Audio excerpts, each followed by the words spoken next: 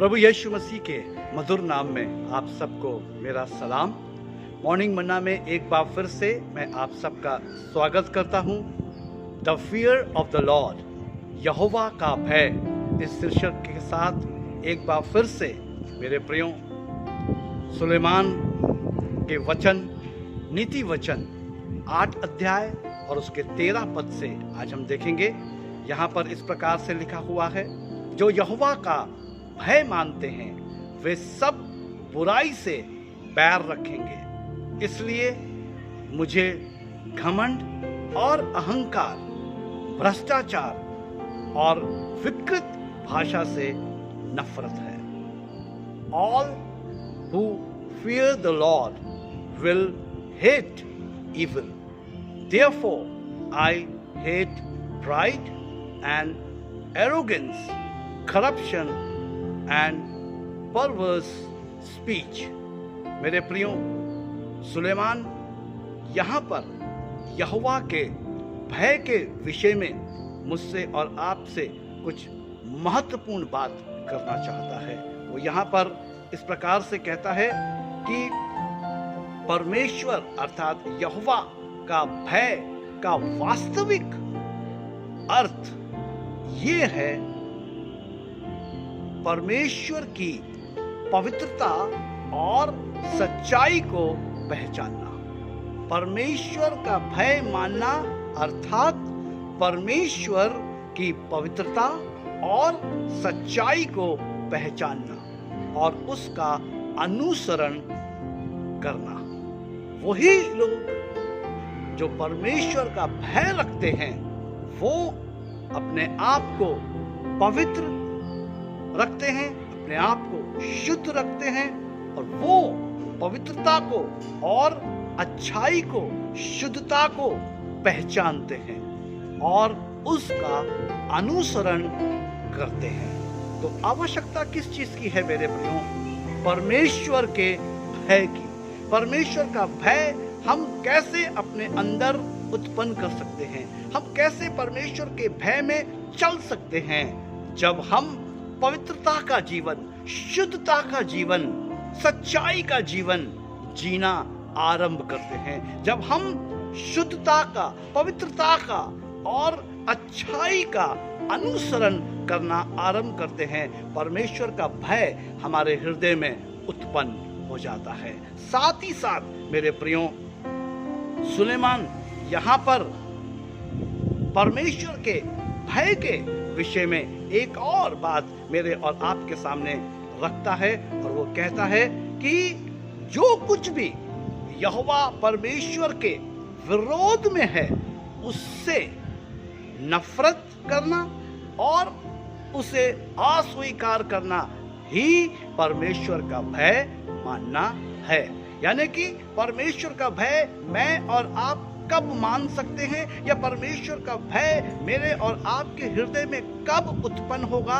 जब मैं और आप जो है परमेश्वर के विरोध में जो कार्य होता है उससे हम नफरत करेंगे, उसे हम अस्वीकार करेंगे, उसको हम अपने जीवन में आने नहीं देंगे। यानी कि जिन बातों से परमेश्वर नाराज होते हैं, जिन बातों से परमेश्वर हमसे दूरी बनाते हैं, यानी कि जो बातें परमेश्वर को नहीं पसंद हैं, हम जब उसका तिरस्कार करते हैं, जब हम उससे नफरत करते हैं, जब हम उसको अस्वीकार करते हैं, तब यहोवा का भय हमारे जीवन में उत्पन्न होता है।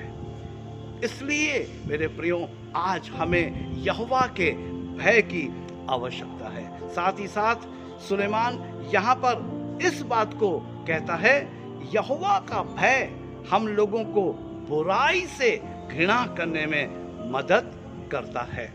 जब यहोवा का भय मेरे और आपके हृदय में होगा, हम बुराई से अपने आप को हमेशा अलग रखेंगे। वो हमें बुराई से घृणा करने में मददगार साबित होगा। इसलिए परमेश्वर का भय हमारे जीवन में अनिवार्य है।